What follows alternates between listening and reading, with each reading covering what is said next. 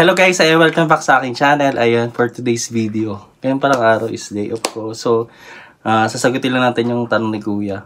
So, kasi selected data siya sa Evergreens. Dito sa Taiwan, sa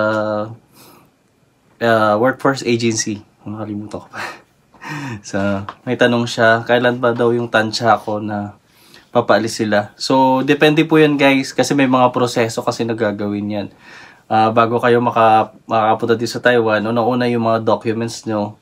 So, yung una-una, interview, isi-select kayo, ila-line up kayo, tapos isi-select kayo. Yun na yung interview, yung select. Tapos, ayan, yung medical, kailangan mo ng mga extra budget talaga, tsaka pera, para ma-process yung mga requirements mo. So, okay lang yan. Ganun talaga sa una. So, medical, then, yung mga documents. Tapos, pag na-comply nyo na lahat ng mga documents nyo, marami kayong pipilapan doon, tapos magsasign kayo ng contract. I think 10,000 ang down payment yan eh. Before, yun yung ginawa namin. So, 10,000 yung down payment para magpirma ka ng kontrata. And then, pagkatapos nyan, pag malapit na, so, magpipidos kayo. And then, pagkatapos ng pedos, yun, appearance. So, pagkatapos ng appearance, may plane ticket na kayo niyan eh, na ibibigay sa inyo. Kung kailan na yung date ng... Basta may mga briefing yan guys kung paano yung mga proseso. So, depende yan sa employer, sa company dito sa Evergreen kung kailan kayo. Gaya ng sinabi ko, depende yan sa employer kung kailan kayo paalisin. So, guys, yung nakarami nagtatanong yung job order pala.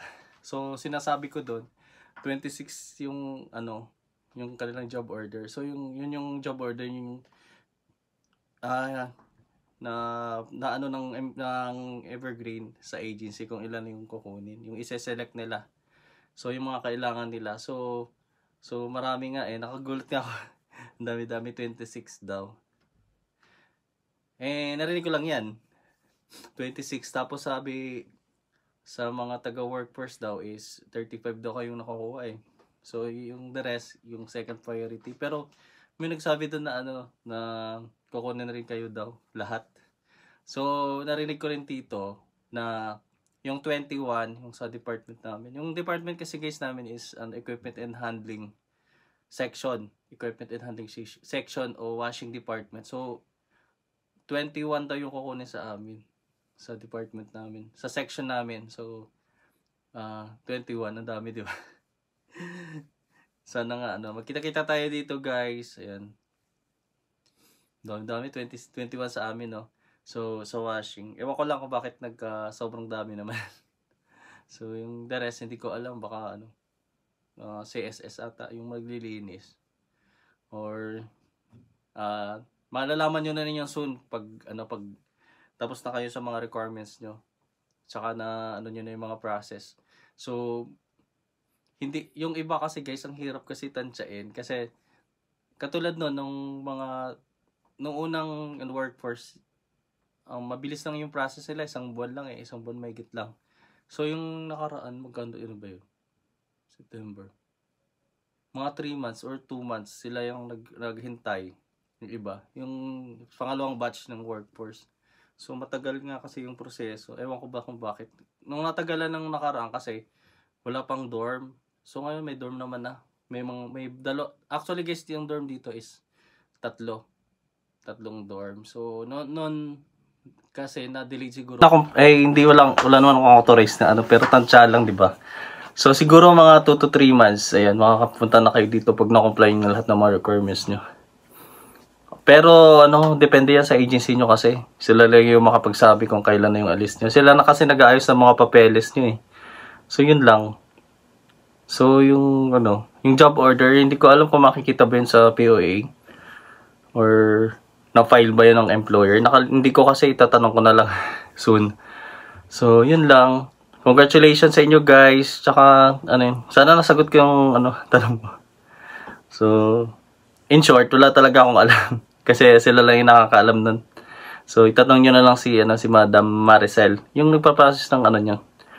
Yung mga documents nyo. So, siya lang na nakakaalam kung kailan. Kaya mo, tanong natin soon. Magpapatanong tayo.